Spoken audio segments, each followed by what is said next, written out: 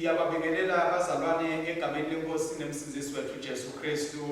Amen. Siyabonga abazalwane sichamuka khona ecathedral yethu All Saints leseMbabane evenda seSwatini. Sibonga uNkulunkulu losigcinako nalosikha ukuphila nalosilondolotayo nalosinika ke lelithuba abazalwane ngokuthi noma ngabe kuthiwa tinkonzo noma emasontweni kuvaliwe kodwa tinkonzo tethu siyaqhubeka siyatithola siyaqhubeka siyakhuthateka siyaqhubeka siyaphakamiseka. Siyabonga ke naye babowethu Dean wethu lokungiyena losifundela letinkonzo nalosinika amagunya ukuthi siqhubeke nato letinkonzo bazalwane. Siyethemba ukuthi bazalwane batawuqhubeka nabo bathokote ngokuthola letinkonzo sithi noma sesibuya sesihlanganyela ndzawonye sitholakale sonke solo sineshisekelo nengaphukaphu yokumthanza uNkulunkulu. Namhlanje bazalwane isonto lesine kulenti lephinze futhi silibite ngokuthi lisonto noma iMothering Sunday lisonto lokukhumbula bomake. Namhlanje kulilanga leshumi nakune enyangeni yendlovu lenkulu. Tifundo tethu bazalwane tikanje timengalo loluhlobo titholakala ekhasini lemashumi lamabili nesikhombisa kuyo incwadi yethu yetifundo. Sifundo sekuqala siphuma kuNyumeri sahluko semashumi lamabili nakunye sahlukwana sesine kuya kusemfica bese likubo lethu litholakala kuba likubo lelikhulu nesikhombisa. Siqala ivesi lekuqala siye kulesithathu siphinde futhi ivesi lelishumi nesikhombisa siye evesini lemashumi lamabili nakubili. Sifundo ke sesibili siphuma eTestamentini lelisha sisencwadzini lebhalelwe libandla labaseFesu sahluko sesibili ivesi lekuqala kuyawugcina evesini lelishumi. Bese ke livangeli ngekulandzisa kwaJohane sahluko sesithathu liqala ke evesini lelishumi nakune siyawugcina evesini lemashumi lamabili nakunye. Siyabonga ke bazalwane siyawuqhubeka ke nayo inkonzo yethu. Inkonzo yethu ke itholakala noma iqala ekhasini lelikhulu nakune page 104. Inkosi ayibe nani ayibe nawe futhi. Asithandaze Nkulunkulu somandla tinhliziyo tonke tivulekile kuwe tifiso tonke tatiwa nguwe kude lutho lufihlelo wena ngezancabange inhliziyo tethu nephefumula kuto umoya wakho longcwele uthi sikuthande ngokuphelele silidlulise ngokufanele igama lakho elingcwele ngaye Jesu Kristu Nkosi yethu. Nkosi sihawukele, Nkosi sihawukele, Kristu sihawukele, Kristu sihawukele, Nkosi sihawukele. Siyakusho imithetho lelishumi letholakala ekhasini lelikhulu nemashumi lamane 140. Lalelani imithetho kaNkulunkulu layinikete bantu bakhe nigcine etinhlitiyweni yenu. Mine nginkosi uNkulunkulu wakho ungabi nalabanye bonkulunkulu ngaphandle kwami. Amen. Nkosi sihawukele, Ngatendeli lutho lubesithombe ulukhonde. Amen. Nkosi sihawukele, Ngaphathi ngelite ligama lenkosi uNkulunkulu wakho. Amen.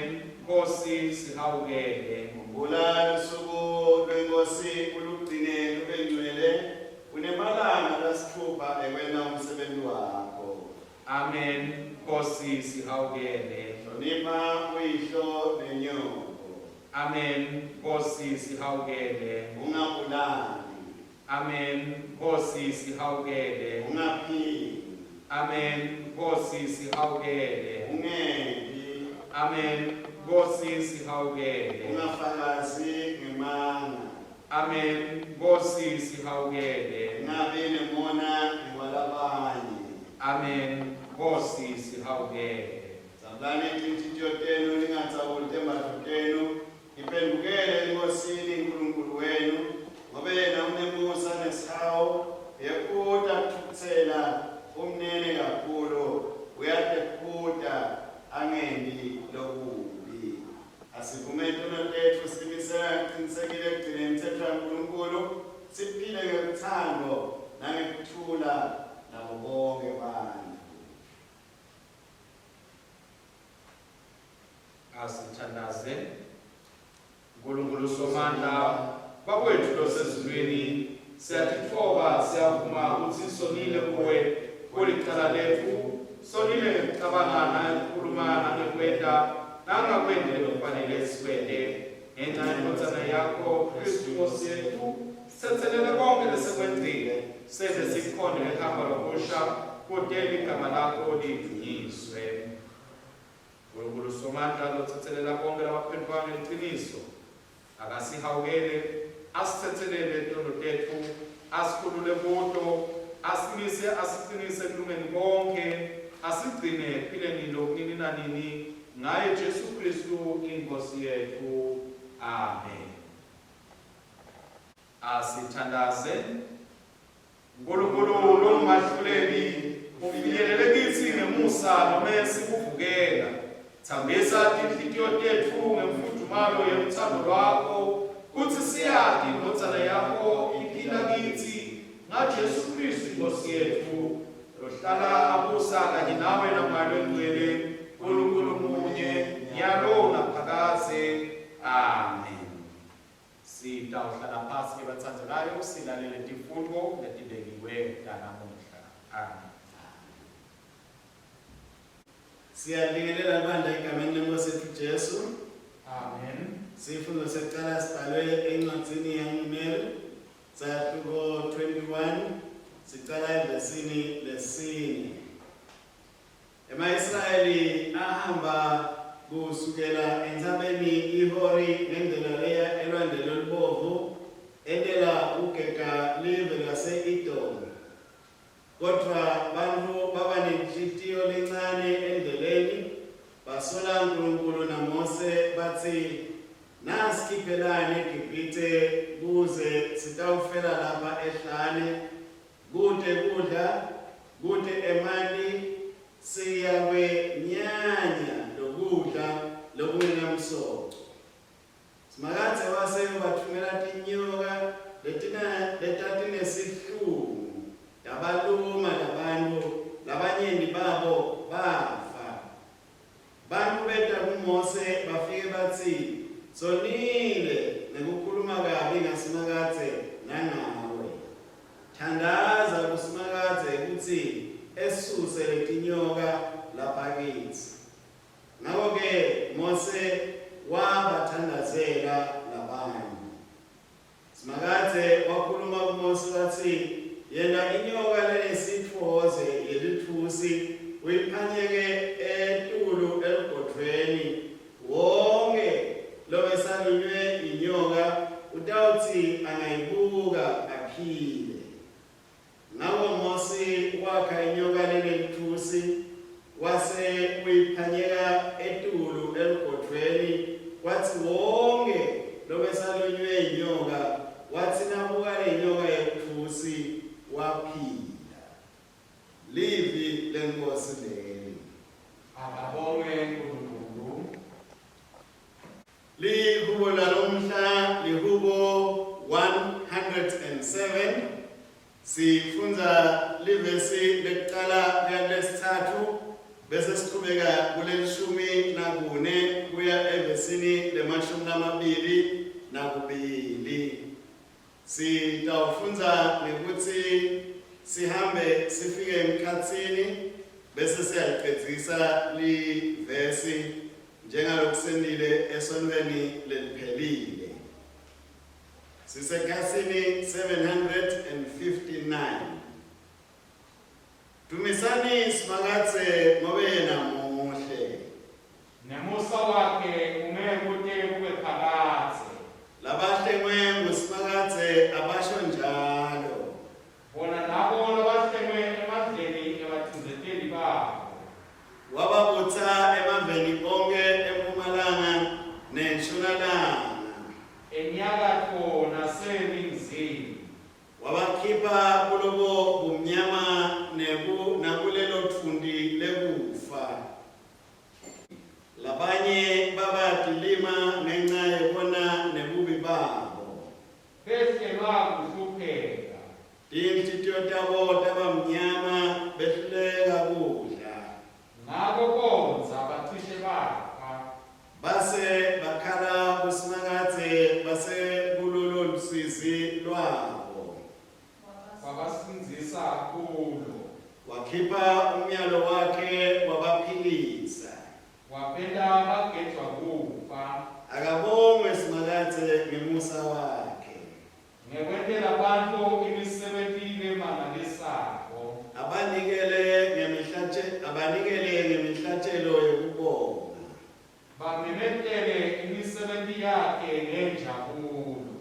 Unyiswe isele ndotsana na Mwana Engcwele.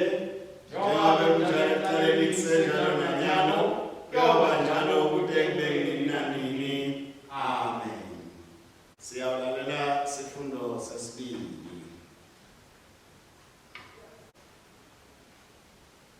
Ngiyabingelela lebandla ekuseni egameni likaJesu. Amen.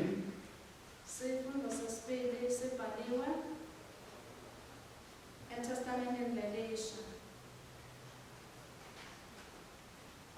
Encwadzini ebhaliwe ibandla lase-Efesu, sehluko sesibili, sifundza kusukela evesini lokuqala. Univusile nani lebesenifile ngenxa yetiphambukotenu nentonotenu lebenikadze nihamba kuto nekwendlela yalomhlaba ngokombuso wemandla emkhatsi, umoya losebenta kubantfu labangalaleli Nkulunkulu. Empeleni sonke sasenjengabo, sasiphila ngetinkhanyiko tenyama yetfu, senta intsandvo yenyama neyengcondvo yetfu, nekwemvelo yetfu sasifanelwe kufa nelulaka lwaNkulunkulu njengabo bonke bantfu. Kodwa Nkulunkulu locebile ngesihawu sakhe nangebukhulu belutsandvo lwakhe lasitsandza ngalo, noma sasesifile ngetiphambuko tetfu, wasiphilisa kanye naKristu. Nisindzisiwe ngemusa waNkulunkulu, wasivusa kanye naKristu Jesu. Wabuye wasihlalisa kanye naye, sibuye embusweni welizulu, kuze kuthi etikhatsini letitako abonakalise kithi ingcebo lenkulu yemusa wakhe ngekusiphatsa ngebubele kaKristu Jesu. Empeleni kusindziswa kwenu nekukholwa kuya ngomusa, futsi loko akuveli kini, sipho nje saNkulunkulu. Loko akuveli ngemisebenti, funa kube khona letibongako. Ngobe tsine sasingumsebenti waNkulunkulu, sidalwe ngaJesu Kristu kutsi sente imisebenti lemihle uNkulunkulu layilungisa kucala. Livi lemusi leli. Akabonge Nkulunkulu. Siyawusukuma sonke ke bazalwane. Sisho ingoma number 7 letholakala ekhasini 347, ingoma yensinziso. Siyisho kanye kanye.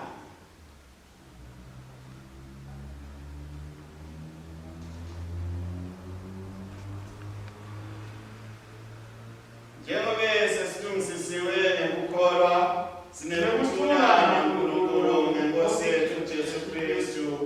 Nawe siyathokoza ethembeni lesinalo lenkazimulo yaNkulunkulu. Siyathokoza nasekupheni lesifebe. Ithemba lethu alijabulisi, ngoba luthando lwaNkulunkulu lwalisiwe etinhlweni tethu ngamoya lomvelo. Sisebuthakathaka Kristu wafela lababi, wasifela sisentoni, wabonakalisa uthando uNkulunkulu asithanda ngalo. Siyaqoba nokunqoba naye wasithanda, ngoba kude lokungasehlukanisa nothando lwaNkulunkulu nolukuJesu Kristu iNkosi yethu. Akuyiswe uyise nendodana naMoya oNgcwele, njengoba njalo ekuqaleni kusenjalo nanyalo, kuyoba njalo kude ekubeni nanini. Amen. Inkosi ayibe nani, ayibe nawe futhi. Lalelani itindzaba letinhle ngekulandzisa kwaJohane loMgcwele, sahluko sesithathu. Siyaqala kufundza esahlukaneni selishumi nakune. Akanyiswe Kristu umsindisi wethu. Njengoba naMosi aphakamisa inyoka ehlane, kanjalo nendodana yemuntu ifanele ukuphakanyiswa, kuze kuthi wonke umuntu lokholwa ngiyo abe nokuphila ngokuphakathi. uNkulunkulu walitsandza live kakhulu kangaka ukuthi wadzima wanikela nendodana yakhe lekuphela kwayo, kude kuthi noma ngubani okholwa ngiyo angabhubhi, kodwa abe nokuphila lokuphakathi. ngoba uNkulunkulu akazange athumele indodana yakhe emhlabeni kuthi itewulahla live ngelicala, kodwa ukuthi live litewusinziswa ngayo. Lokholwa kuyo akalahlwa ngelicala, kodwa longakholwa vele sewulahlile, ngoba angakholwa egameni lendodana yaNkulunkulu lekukuphela kwakhe. Wehlulelwa ngiko lokho ukuthi kukhanya ukuthi sekufikile emhlabeni, kepha abantu babe bathanza kumnyama kunekukhanya ngenxa yemisebenzi yabo lemibi. Umuntu lokwenta lokubi uyakudonsa kukhanya, akekho ekukhanyeni funa imisebenzi yakhe ibonakale ebaleni. Kepha lokwenta liqiniso uyeka ekukhanyeni kude kubonakale imisebenzi yakhe kuthi yentiwe nguNkulunkulu. Nali-ke livangeli laKristu. Akabonge Kristu inkosi yethu. Siqhubeka nebathandekayo sigabeni lapho sikhumbuta khona ngaloko lesikukholwako, sikusho siqiniseka ukuthi nembala sisembambile inkolo lesifundiswe yona, sayemukela titulwane ngetitulwane. Siyawusho ngesimo senkolo saseNayisiya ekhasini 108. Siyakholwa kuNkulunkulu munye, uyise somandla, umlethi wezulu nemhlaba, newakho lokubonakala bona lokungabonakali. Siyakholwa kuye inkosi yinye, Jesu Kristu, indodana evele yodwa kuNkulunkulu, ivele kuyise libethukhathi lonke. iNkulunkulu ivela kuNkulunkulu, ikukhanya ivela kukukhanya. iNkulunkulu luqobo ivela kuNkulunkulu luqobo, leyavela engenyama. Situ sayo sisinye nesiyise, lokwentiwa ngayo konke. Letha ezulwini ngenxa yethu nebantu nangokusinzisa, yaba inyama emadlabalo kuyo intombi Maria, yaba ngumuntu, yabethelwa esiphambanweni ngenxa yethu, ubusapho Pilato, yahlupheka, yafa, yabekwa endleleni. Ngelanga lesithathu yabuye yavuka, njengalokhu kusemibhalweni, yenyuka yaya ezulwini, ihleli ngasekunene seyise, iyawuphindze ikwele mfumo, itebethulela abasekhona nalabafile, umbuso wayo awuyekuphela. Siyakholana kuMoya oNgcwele, loyinkosi lokulisako, lophuma kuyise nendodana, lophuma kwathunyiswe kanye neyise nendodana, lowashumayela amaprofethi. Siyakholana kulolu bandla linye lelingcwele Katolika leBapostoli. Sivuma ubhaphathiso munye wekutsetsela tono, sibheka ukuvuka kwabafile nokuphila kwetikhathi sebitabo. Amen. Emavi emlomo wami ngekuzidla kwetinhlitiyo tethu akumukeleke kuwe Jehova Gcwala lethu laphakathe ngaJesu Kristu inkosi yethu. Amen. Amen. Singahlala phasi bazalwane. Siyangivusela bazalwane egameni lenkosi nemsindisi wethu Jesu Kristu. Sisaqhubeka-ke na kutinkonzo tethu talenti bazalwane, njengoba sathi-ke thina namhla kusonto lesine kulenti. Sihloko-ke bazalwane senishumayelo yanamuhla sithi isikhathi salenti sikhathi sekuphakamisa Kristu. Sikhathi salenti sikhathi sekuphakamisa Kristu. Njengoba sengishilo-ke bazalwane, sisaqhubeka kanye sihamba kulolu hambo noma kuleti nsuku talenti. Sisesikhathini sekuzila, sikhathi sekuthiba, sikhathi setihlolo. Namuhla-ke siselangeni lesine noma lisonto lesine lalenti siyaye siphinde futhi silibite ngama-Mothering Sunday, lalapho sibe sesikhumbula khona nabomake imisebenzi lemihle lebayentayo emhlabeni. Nanamuhla-ke bazalwane silibandla siyahalalisa nje imisebenzi lemihle bomake nabayentayo, ngoba siyathi emakhaya lakhona bantwana labakhona, bazalwane labakhona, ngisho lebandla lesibilo likhona ngenxa yabomake labadlale incasa lenzide. Inkumbi yethu namhla singemakholwa laqinile nalasimeme ngenxa yabomake labathethe isikhathi sokuthi sisataba basithandazele, sisakhula basithandazele, sisagcotshwa basithandazele, sisaqhubeka siphila basithandazele. Siyababonga ke bomake bazalwane ukuthi baphindze bema embi kwethu bakhombisa bafakaza ngempilo tabo ukuthi bayamthanda uNkulunkulu. Baphindze futhi bababomake lesithi sisebencane sisakhula nakulisonto sithi vela kwagathi hayi ngoba liyana noma makhanda sifuna esontweni kodwa bavele bashayela ngendlubu phasi sithi esontweni uyayini. Siyabonga ke bazalwane babakhona eSunday School basifundzisa basikhulisa.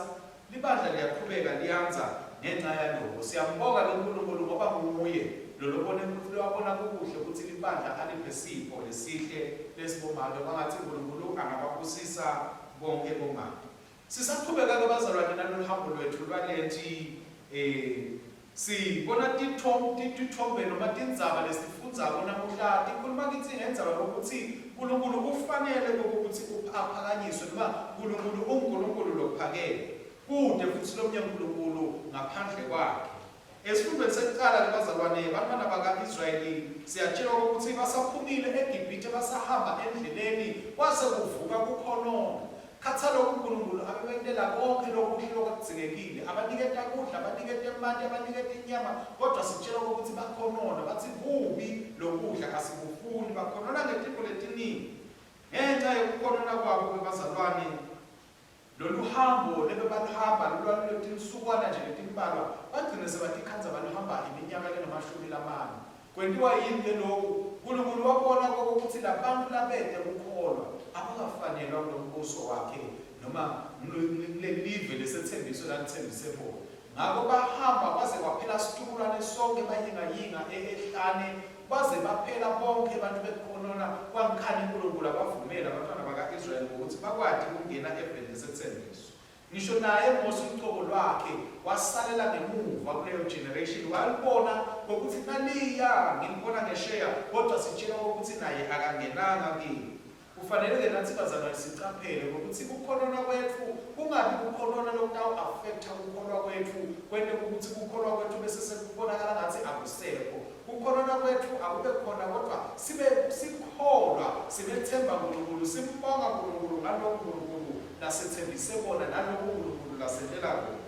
Ekuhambeni kwabo abantwana baka-Israyeli siyatshelwa ukuthi kwafika isigaba lalapho bathi basakhonona khona uNkulunkulu wase unyekelela inyoka ukuthi lifike kule ndzawo lapho bakhona khona. Tathi inyoka ke bazalwane lebetinebutsi lokumatini. Tathi sithi ngabaluma bagcine bafile, tibalume bagcine bafile. Siyatati ke nathi sinato tinyoka leti kanjalo la Swatini. Imamba nje kuthiwa naseyikhulumile wangakhona ukuthola isito emkhathini noma abalambalo namafishane ubese vele uyahamba emhlabeni. uNkulunkulu ke asekwentekile konke lokhu sitshela ukuthi wathi Mose nakakhala uNkulunkulu ukuthi baphela abantu bakho Mose. Wathi uNkulunkulu akakhe inyoka yethusi ayibeke elithungweni bese soyiphanyeka enkulu ukuthi lona lolo yawulunywa kule nyoka abathi saphakamise amehlo akhe abuke le nyoka yethusi bese uyaphila. Le nyoka yethusi ke bazalwane yayisikhombisa noma yayiveta sithombe saJesu Kristu lonaye bekayawuphakanyiswa ukuthi ekuphakanyisweni kwakhe laba yawukuba yena bayawuphila. Noma ngabe basesonweni isono sesibalumile sesibafaka ekufeni kodwa nabambuka Kristu bambona namuya bayawuthola ke uphilo. Nathi ke bazalwane siyadinga ukuthi simphakamise uNkulunkulu abe senzaweni lapho sitawuthi nasidibana khona nezinkinga sikwadi kumbuka simbone uNkulunkulu abe lapho sibhekisa khona emehlo ethu khona kude ukuthi sisitakala sikude futhi sithole nensinziso. Lihubo ke bazalwane nalo liyathuthutela ukuthi sifanele ukuthi simphakamise uNkulunkulu etimpilweni tethu nanasibhekene nezinkinga nasibhekane nezinkinga nje kufanele siphakamise uNkulunkulu sikwadi nekutshela lezinkinga tethu ukuthi lo uNkulunkulu wethu mkhulu singatsheli uNkulunkulu ukuthi lezinkinga tethu dinkulu. uNkulunkulu futhi uyakhona nekuselapha etifeni tethu uma simphakamisile thina. Ngakho-ke bazalwane kulesikhathi salenti siyadzinga ukuthi kule tinkinga letingaka leti sikhumethe siyathi nje kuleti nsuku leti bazalwane diningi kakhulu tinkinga leti sikhumethe njengoba nje kufike nalo ubhubhane noma labanye babita ngokuthi mahazulu lufikile njengoba lufikile-ke bazalwane siyadzinga ukuthi simati uNkulunkulu sikwazi ukuphakamisa uNkulunkulu ukuthi nasibhekana nale tinkinga letifikayo tifikiswa yiso lesifo sa-COVID-19 sikwazi ukuthi uNkulunkulu nasibheke emehlweni akasibheke yena lasibeke khona sathi sidawuthola tisombululo tato tinkinga tethu siyathi nje bazalwane kunenqubo yetibethelekako kukhulunywa itindzaba ukuthi labanye kufuna bahlale emagumbini babe bodwa labanye kukhulunywa itindzaba ukuthi kufanele kutholakale imijovo kufanele sihlale emakhaya singahambi singayinzawo kodwa kusenteka konke lokhu bazalwane lekufanele sikwathi sikukhumbule ukuthi asiphakamise uNkulunkulu sithi sidela tonke letaba lesitentako tekuzama ukuthi sita ukuthi singaphathwa ngesifo noma lesifo nasesifikile sikwathi ukusiqoba kodwa ngetulo kwakho konke siqhubeke siphakamise uNkulunkulu sibhekise emehlo ethu uNkulunkulu sikhosi sibuke wena ukuthi konke lesifunda ngokutawusenda ukuthi siphile sifundo sesithathu-ke noma lesiphuma eTestamentini lelisha lesibhekiswe-ke khona-ke bazalwane ebandleni lase-Efeso sisitshela ukuthi thine newethu bese sifile ngenxa yesono lebesikithi kodwa ngesikhathi sibuka uNkulunkulu sibhekisa emehlo ethu uNkulunkulu sibese sithola kuphila ngoba yena simphakamisile sabheka etulu sesiyakhona ukuthi siphume kulesono lesisibulalayo singene ekuphileni siphakanyiswe nathi nasibuka lo Nkulunkulu lophakeme sithole insinziso senenkulunkulu ukuthi kube nguye ingqikithi yabo konke ngoba yena unemandla ukusinzisa esonweni kuhamba ngokukholwa ke lokubazalwane nangemusa kwaNkulunkulu ukuthi siphakanyiswe siphinde futhi sithethelelwe seniwe idalwa letisha kodwa ukuthi mzukwana avela Kristu sinalapho futhi lo Kristu esiphakamisile naye uyawusiphakamisa ngoba thine simphakamisile bese sesentiwa labalungile uNkulunkulu tono tethu tisale ngemuva sibe labantwele kaNkulunkulu labavumelekile ukuthi bawungena ebusweni bakhe waphakathi nasibona-ke bazalwane livangeli lethu lanamuhla livangeli lethu lanamuhla siyamuva Jesu namuhla uyakhuluma ngoba la mavi lesiwafundzako konke lesiwafundzile namuhla ngemavi laphuma kuJesu nguye yena Jesu uqobo lwakhe lokusitshela ukuthi uNkulunkulu walithanda live kakhulu uthi-ke Jesu Kristu namuhla uqedza ukukhuluma naNikodema ke lana bazalwane bekaqedza nje kutshela Nikodema ukuthi kumqoka ukuthi utalwe kabusha kuletha ukubona ubuso kaNkulunkulu uthi-ke Jesu nasafike lesigaba lesi imvodzana yemuntu ifanele ukuthi iphakanyiswe njengoba naMose ayiphakamisa inyoka ehlane lemvodzana yomuntu ngiyo leletha insinziso yabantu bonke kufanele ukuthi iphakanyiswe lokuphakanyiswa kwaJesu bazalwane lesikhuluma ngako namuhla sikhuluma ngokuphakanyiswa kwaJesu etinhlangothini letintathu Wekuqala kwaba kuphakanyiswa kwakhe ukuthi uyaphakanyiswa ulethiswa esiphambanweni lalapho afike khona wanikela impilo yakhe khona ukuthi ngale mpilo yakhe akwazi ukusihlenga sonke thina abantu asibuyise kuye akwazi ukuthi athinthe impilo debantu emhlabeni wonke jikelele ngekuthi nje aphakanyiswe Jesu abekwe lapha esiphambanweni sigaba sesibili sekuphakanyiswa kwakhe Jesu kwaba kuphakanyiswa ukuthi avuswe ekufeni lokho kuphakanyiswa kwakhe ukuthi avuswe ekufeni kuphakanyiswa lokho sekunikele thina emagunya ukuthi sathi ukuthi kufa angeke kusanqoba etikwethu ngakho kufa ngeke sisakwesaba noma kufika sidawuwathi ukuthi lokufa kuyindlela yethu yokuthi size sifinyelele kuye yena lesimphakamisile lokwenqobile kufa wakwehlula so nathi sithi nasiphakanyiswa Jesu Kristu ekufeni nathi siyawuphakanyiswa kanye naye ukuphakanyiswa kwesithathu kwaJesu kwaba sekuthenini asaqedzile umsebenzi wakhe emhlabeni wasuyaphakanyiswa uyahamba kuya ekhaya ezulwini lapho sibheke khona ukuthi kuyawubuya nathi ukuphakanyiswa kwakhe kwesithathu sekaya ezulwini sekuvumemethela kithi ukuthi sesiphiwe emandla ekunqoba sesiphiwe emandla ekuphila lokuphakade sesiphiwe futhi emandla namagunya ukuthi sesingavela ebukhoneni baNkulunkulu sitikhalele sitikhulumele sititelele uNkulunkulu ayehlise ikhatibulo yakhe etikwethu silibamba ngakho ke bazalwane kufanele ukuthi ukukholwa kwethu kwakheke ngalesikhathi sisambuka Kristu asesiphambanweni, sisambuka Kristu avuswa, sisambuka Kristu enyuswa. Kufanele ukuthi ukukholwa kwethu kuphakame, ukukholwa kwethu bazalwane kube kunemandla, ngoba noNkulunkulu uthi yena uphakanyisiwe. Ufanele uNkulunkulu ukuthi aphakanyiswe nithi bazalwane.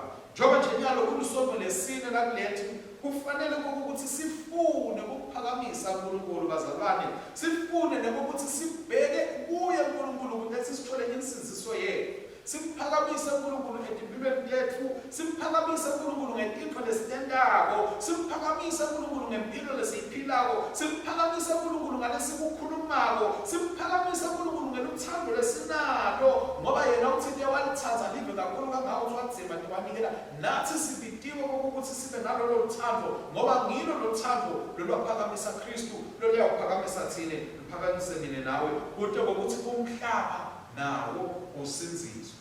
Asinayeke bazalwane lomunye uNkulunkulu. uNkulunkulu wethu umunye kuphela, uNkulunkulu wadala izulu nomhlaba. Ngakho asiphakamise yena, siphakamise yena yedwa, sekaphakanyisiwe yena, uyawuwenda umsebenzi wakhe, asinziswe abantu bakhe egameni laJesu Kristu Nkosi nomsindisi wethu.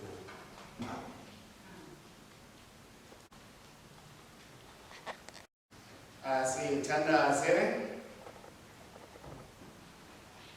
Baba wethu ngethando lwakho longapheli nebuhle bakho sive sisaletha kwemithandazo yalomhlaba nebantu bonke. Kulesikhathi silent sidakuwe sathi ukuthi asikalungeli bukhulu besikhathi sephasika nemlayeto ukuthi Kristu wahlupheka wafa ngenxa yethu waphinde wavuswa ngenkazimulo nebuncoba. Yipha imphefumulo yethu kwelapheka, uphe kwati kulabo labafuna kwati ukuthi impilo zabo tisho ini kuwe, Nkosi ngemsa wakho. Yiva ukuthandaza kwethu. Siyabonga ngendalo nemhlaba lomuhle, kucwebetela nekuba lukhuni kwawo. Sikhulekela ukuthi sibantu sinakekele kakhulu imvelo nekuthi kongeke umcebo wayo. Siyakubonga ngemiva yethu lesivumela ukuthi sibone kuhle nenkazimulo bendalo yakho lesitungeleile. Buhle nekunakekela kahle kwetimbali, kukhala kwetinyoni nekuva unanzi bekushisa kwelilanga. Nkosi ngemsa wakho. Yiva ukuthandaza kwethu. Sithandazela kuphila nekucicima kwelibandla lakho emhlabeni. Sikhulekela nalabanakekela imiphefumulo. Sithandazela ukuthi bonke labashumayela livangeli nalabo labangakhoni kuvela emasontweni nekuvula emasondo babe nekucina, baphe tanda letivulekile kuhlangabetana netidzingo telibandla nekutsi batfole tindlela tekukukhonda wena, ukhatimliswe ngabo. Sithandazela idayosisi yaseSwatini salungiselela kukhetfwa kwembishopi, kutsi kwenteke intsandvo yakho kuwo wonke umsebenti, ikakhulu kulabo labawulungiselelako kutsi baholwe nguwe. Nkosi ngemsa wakho. Yiva ukuthandaza kwethu. Nkosi siyakubonga ngekuthi usihole sathi sefika ngekuphepha kulesikhathi setimpilo tethu. Siyakubonga ngelimuva lethu nebantu labasinakekele sisebancane site sikhule. Sikhumbula ikakhulu labo labasifundisa esikolweni, bomake nabothishela bethu. Sibonga inzima labayidlala kude sibe ngulabantu lesesinabo namuhla. Sikubongela ikakhulu labo labasiholela endleleni yobuKristu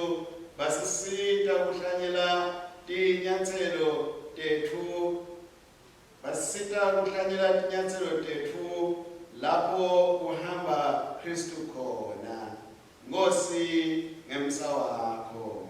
Yiva ukuthandaza kwethu. Siyabonga babe ngesikhathi sanyalo. Tihlobo nebangani labasekelako basi labasitungele ngeluthando. Sikubongela nangemindeni lobanda ikakhulu kule parish yase-Cathedral ukuthi ligcineke. Siside sikhone kulekelela bangani tihlobo nabomakhelwane ekudzingeni kwabo. Sicela sibusiso sakho kubo bonke labafike kuculweni kwetimpilo tabo lapho labangena emshadweni kanye nalabo labalahlekelwe ngumsebenzi nalabo labakhalela imali labangati kutsi impilo ibaphetsele ini. Siphe emandla kubeketela neluthando. Nkosi ngemsa wakho. Yiva ukuthandaza kwethu. Sikhulekela likusasa ngekwati ukuthi utaqhubeka usihole usivikele kuko konke lesenza kuko empilweni uphindze unike impilo tethu sizathu nemigomo. Sisekele njalo etikhatsini tekuphatheka netekungabata netekuhlupheka. Ugcine sethembiso sakho sekuba nathi kude kube sekugcineni.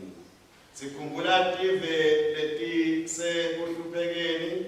Sikhulekela ukuthula nekuphela kwetivi kukhulunyiswane kahle kude kube nekuthula emhlabeni wonke. Sikhulekela nesifo semahazane kuti siphele nako konke lokulethwa ngiso kanye nekufa nekuvalwa kwekuhamba nekuhlangana kwebantfu. Nkosi ngemsa wakho. Yiva ukuthandaza kwethu. Siyabonga babe ngetimangaliso letiningi tekuphiliswa. Sithandazela bonke labasebenta kunakekela labagulako nalabakhulile. Etinhlitweni tethu siletha phambi kwakho labo labadzinga sandla sakho lesiphilisako. Sikhulekela ukuthi sibusiso nesandla sakho sibe setikwabo nalaba banakekelako. Sithandazela ukuthi bathole ukuthala nekuthula buhlungu nekukhathatheka kwabo kuguqulwe ekubeni yinduthuto nesithuko sabo siguquke sibe budlelwane nawe. Babelo nemusa yemukela imithandazo yethu lesicela egameni lendodana yakho umsindisi wethu uJesu Kristu. Amen. Siyabonga ke bathandekako libandla litawusukuma Nekukholwa nekuthula naNkulunkulu ngaJesu Kristu inkosi yethu. Uthula kwenkosi akube nathi ngetikhathi tonke. Akwanze. Sibuselane bazalwane egameni lenkosi. Amen. Siyabonga abathandekayo sesiqhubeka nayo isingcenye yesidlo yayo inkonzo yethu yanamuhla. Sitawuqala bazalwane ukuthi siqale sithandazele iminikelo esadinga ukuthi bazalwane bayayifaka iyendlula ngasemabhange ivele iconzela le njengoba nje sathi bazalwane abakhona ekufinyelele esontweni labanye-ke bayayiletha bazalwane ifike la esontweni ithathwe inikiswe ebhange. Sitawuthandaza-ke kanye kanye sisebenzisa sigaba se-48 umthandazo wekuqala. Laba nato betugebezane emakhaya batawuthi bamba nje bazalwane batiphakamise siphakamisa tandla sithandaza kanye kanye sithi Ngabakho Nkosi bukhulu nemandla nemvumiso nenkhathimulo nebukhosi ngobe konke lokusezulwini nalokusemhlabeni ngekwakho konke kuvela kuwe thina sinikalo ngekwakho. Amen. Kwangathi uNkulunkulu abusise emakhaya ethu, abusise imindeni yethu, abusise amabhizinisi ethu, abusise imisebenzi yethu kude ngokuthi siqhubeke sindlondlobale, siqhubeke sinikele futhi emsebenzini wakhe egameni lenkosi yethu Jesu Kristu. Amen.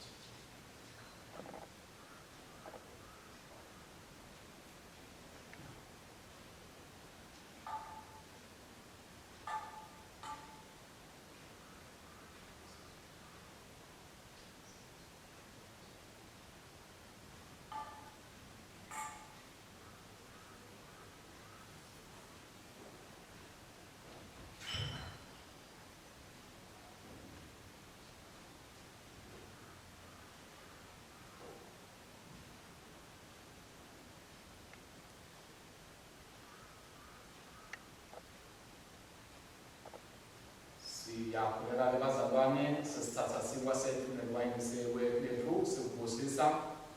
Uyabongela Nkosi uNkulunkulu mdali wezinto zonke, ngemsa wakho sinalesi sinkwa lesinikela ngaso sivela emhlabathini sibhekwe entandla yabantu sitakuba sinkwa sekuphila kithi. Akabongwe uNkulunkulu nini nanini.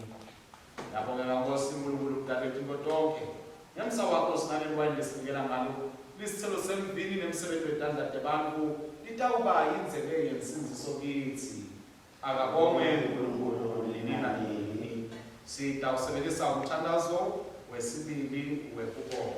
Umthandazo wesibili wekubonga. Utholakala ekhasini 119. Inkosi ilapha, moya wayo unathi. Yenyusani inhlitiyo zenu, siyayenyusela enkosini. Asibonge Nkosi uNkulunkulu wethu, kufanele kulunge ukubongana nokumdumisa.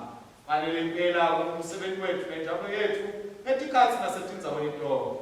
Umsebenzi nenjabulo yethu ukubongana ukubabata babe lomgcwele Nkosi yasezulwini somandla uNkulunkulu lophakathi na Jesu Kristu indodana yakho leyodwa inkosi yethu.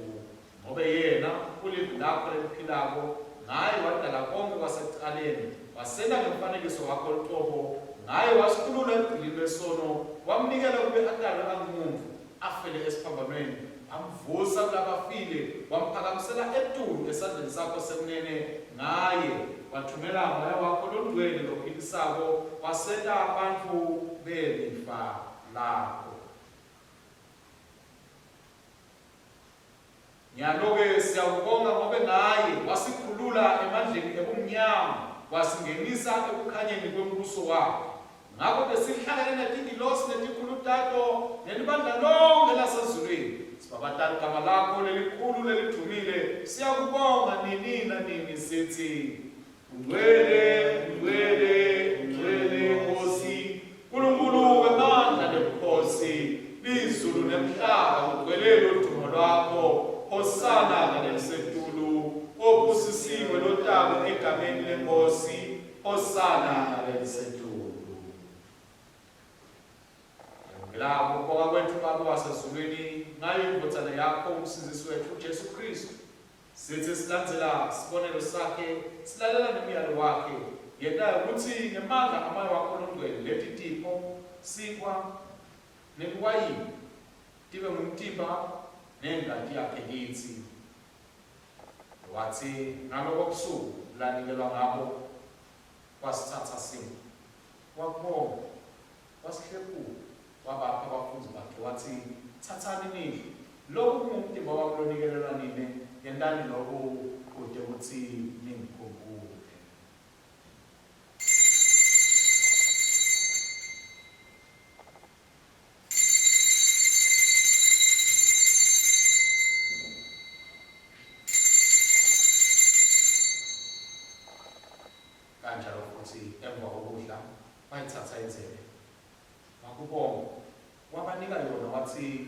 nathani kuyo nonke ngoba lokhu kuyinkathamo esivumelwano lesisha lokhiselwanine nalabanye kude sithethelelwe tolo enalokho etikhathi tonke tekuyingatha kwenu kude kuthi nivumelane.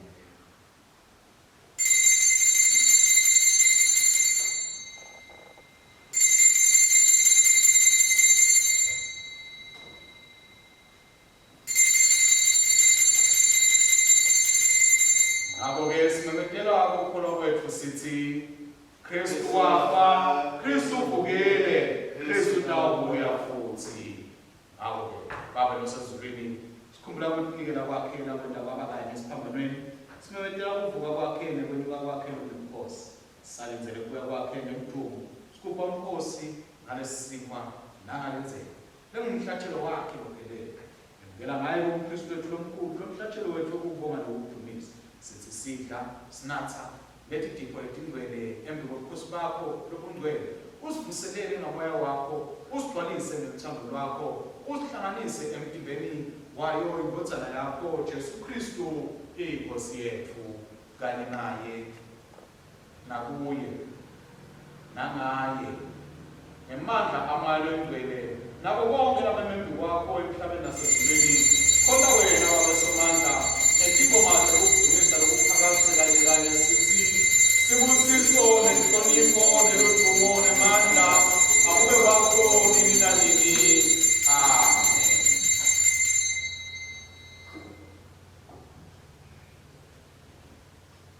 Inkonzo kazalwane iyaqhubeka esigabeni se-17 ekhasini 126.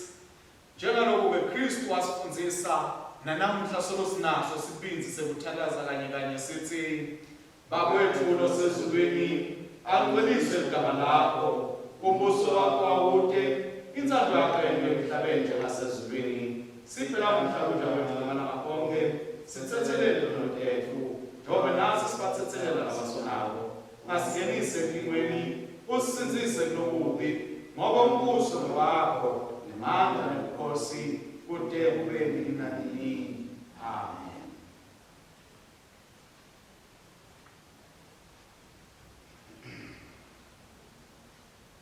Bathandekayo enkosini, lenzelwe isivumelwano lesiyemukelako ayisiyo yini inhlanganyelo yengati ya Jesu Kristu na nesinkwa lesihlephulako asiyo yini inhlanganyelo yemtimba wa Kristu na tsinele sibanyelisi ngomtimba munye ngobe sonke sihlanganyela sinkwa sinye. Jesu mvana ya Nkulunkulu sihawukele, Jesu mfali wedono tetfu sihawukele, Jesu mtsinzisi wemhlaba siphe kuthula bakho. Ukuthoba lukhulu sikhuleka kanye kwasimakathi sithi Nkosi yenesihawu asonzele letafula lakho sithemba kuma kwethu, kepha sithemba sakho lesikhulu asifanele kwethu nephutha ukuthuka ngaphansi kwalo tafula lakho. Wedwa wena inkosi lokuma kwakho wena njalo, ngakho-ke siphe Nkosi yenesihawu kube sidle ngalokufanele inyama yenkosana yakho ethandekako Jesu Kristu, sinathe ingati yakhe kude sihlale kuyena ikithi kude kube nini nanini. Amen. Nkosi asifanele, Nkosi asifanele, Nkosi asifanele, khuluma lakho lelo Nkosi ndokutaka kakusiziswa.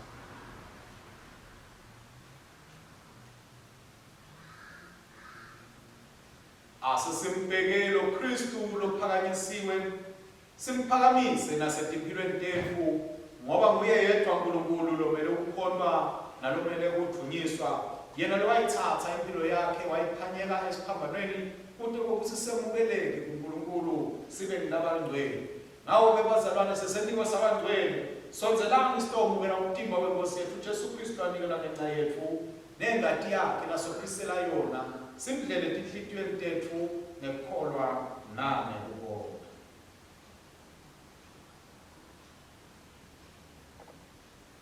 Leti-ke tipho taNkulunkulu tetelwe bantfu baNkulunkulu.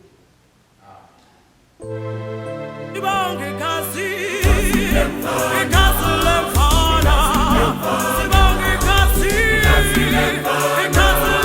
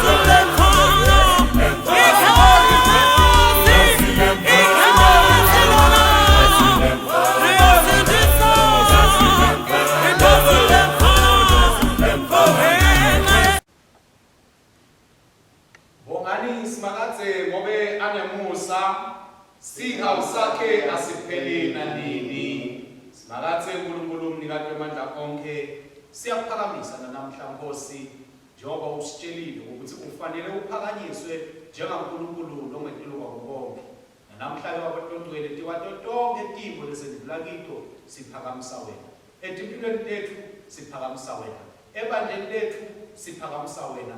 Eveni lethu siphakamisa wena. Emisebentini yethu siphakamisa wena uNkulunkulu wethu.